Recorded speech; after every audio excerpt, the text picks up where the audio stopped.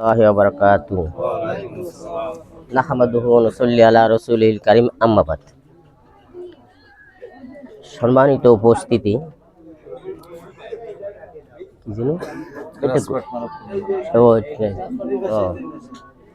রাজপাট মানব কল্যাণ সংস্থার ফাউন্ডেশনের সম্মানিত সভাপতি সাহেব এবং অধ্যক্ষার সবার সভাপতি সাহেব এবং উপস্থিত সদস্যবৃন্দ, আমি অনেকক্ষণ ধরে আমাদের ম্যানেজার সাহেব, ওনাকে ম্যানেজার বলি মানে ওই যে আজুল সাহেবের কাছ থেকে শুনতেছি মানব কল্যাণ সংস্থা। আমি কিন্তু আকারও যেমন খাটো, লেখাপড়াও খাটো, জ্ঞান বুদ্ধিও খাটো, তবু আমি একটু বলতে চাই মানব কল্যাণ। আমার মনে হয় কর্তৃপক্ষকে বলবো, আমি একজন সাধারণ সদস্য, কর্তৃপক্ষকে বলবো মানব কল্যাণের পূর্বেই মানব সম্পদ গড়ে তুলতে হবে। মানব সম্পদ গড়ে তুলতে হবে। আমরা সাহায্য করব, দিন দুঃখীকে দিব। আমার পকেট যদি খালি থাকে তা আমি দেব কি? আমাদের প্রথমে এই সমিতির মাধ্যমে, এই মানব কল্যাণ সংস্থার মাধ্যমে সমস্ত মানুষকে মানব সম্পদে রূপান্তরিত করতে হবে। কারণ আজ ওই যে কুটুম বলছেন, কুটুম কি একজন পুরুষের নাম, কুটুম ভাইকে আমরা সাহায্য করব কিভাবে? আমাকে তো আগে স্বাবলম্বী হতে হবে। আর এই মানব কল্যাণ বলতে শুধু দিন দুঃখীর হাতে কিছু আর্থিক সাহায্য করবেন তা নয়।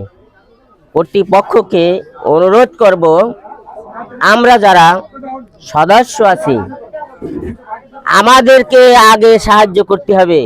সে সাহায্য আর্থিক সাহায্য নয়, সে সাহায্য হবে আমার সদস্য ভাইদের মধ্যে। বন্ধ করতে হবে। আমাদের সদস্যের মধ্যে কে বেকার, কর্ম আছে সে করবে না, এই আমার দোকানের সামনে এখানে এসে সারাদিন বসে থাকবে, ওই ব্যক্তিকে কাজ করাতে বাধ্য করতে হবে। কারণ নিজে যদি কর্ম না করি আর একজনকে কিভাবে সাহায্য করব? তা অনুরোধ করব, আমার যে সমস্ত ভাইরা সদস্য আছেন কেউ বেকার থাকতে পারবেন না। মানব সম্পদ হতে হবে। কথাটা কেমন বোঝায়? মানব আবার বুই হয় কেমনে, গের হয় কেমনে? সম্পদ মানে কি? গের, চাকরি, ব্যবসা, এটাই তো। তাই এই আমরা যেন কেরুর পূজা না হয়ে থাকি। যার পিতা আছেন, পিতার উপর বসে বসে খাবেন আর এই দোকানে পাড়ায় সে সারাদিন লিকচার মারবেন কেন? বাপের উপর পূজা কেন?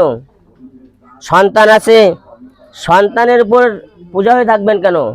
আপনারা আমার কথাটি চিন্তা করেন, আমি আপনাদের এখানে থাকি, আচ্ছা আপনারা আমারে টাকা দেন না, খাবার দেন না, 3 অক্ত ভালো ভালো খাবার আমার টেবিলে আসে, তারপরে এখানে এসে বসে থাকি কেন? থাকি? আল্লাহর রহমতে আমার ছেলেরা যে ইনকাম করে, আমার চাকরিও করতে হয় না, ব্যবসাও করতে হয় না, কিন্তু আমার নিয়ে তো আমি বসে থাকবো কেন? ঢাকাতে একবার হাজি ক্যাম্পে একটা প্রশিক্ষণের চান্স পাইছিলাম। শেষ প্রশিক্ষণটা ছিল মানব সম্পদ। ওই মানব সম্পদটাকে আমি আঁকড়ে ধরে রেখেছি। অনুরোধ করবো, আপনারা যারা বেকার, বাপের উপর বসে খান, ছেলের কামাইয়ের উপর দিকে তাকিয়ে থাকেন, বড় ভাইয়ের উপরে, ছোট ভাইয়ের উপরে, আপনারা কেউ বেকার থাকবেন না। কাজ অবশ্যই করতে হবে। নিজের বুঝতে করেন, নিজের গেরে করেন, পরের গেরে করেন। আমরা পরের গেরে কাজ করতে গেলে আমাকে লজ্জা লাগে। এই যে আমার স্যার পরের কিষেন যায় না নাকি? উনি সম্মানিত মানুষ, আমরা বলি স্যার আরে কর্ম তো একটা, আমি পরের বুইতে কাজ করছি, আর আমার ভাই সরকারি চাকরি করতেছে, ওই যে ম্যানেজার সাহেব আজুল, উনিও তো একজনের কামলা দিচ্ছে, ওই প্রত্যেক দিন আমাদের টাকা নিয়ে আসে যায়, উনি আসলে ওনার কলিগ আছে। এটাও তো কর্মই, তা লজ্জা শরম কি আছে? অনুরোধ কর ভাই, আপনারা কেউ বেকার থাকবেন না, আর এই আড্ডা পিটাবেন না।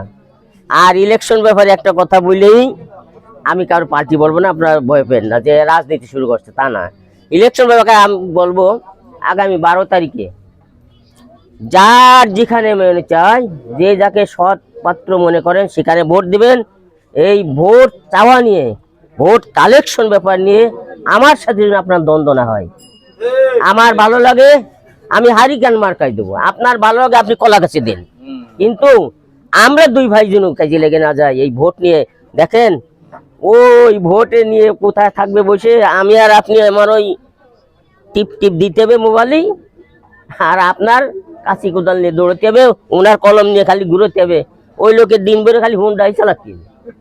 আমি অনুরোধ করবো, আমরা সব ভাই ভাই, ওই যে ম্যানেজার সাহেব বলছিলেন যে কুনতুম খয়রা উম্মাত উখরিজাত লিন-নাস, আমরা মানুষের উপকারের জন্য আশরাফুল মখলুকাত আল্লাহ তাআলা ঘোষণা দিয়েছেন, বলুন সুবহানাল্লাহ।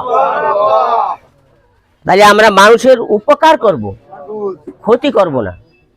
এই ক্ষতি যদি করতে যাই তাহলে আমরা আশরাফুল মখলুকাত থেকে বঞ্চিত বাদ।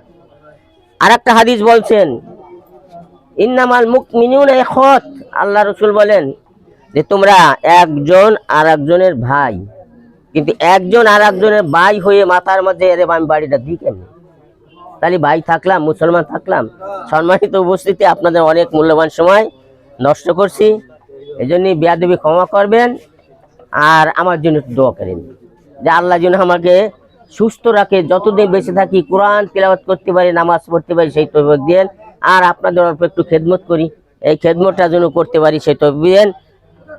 আজকের এই সবার সমাপনী ঘোষণা আপনি মানে সভাপতি, আপনি দিবেন? আচ্ছা ঠিক আছে, তো স্যার আমার একটু ছুটি দেন।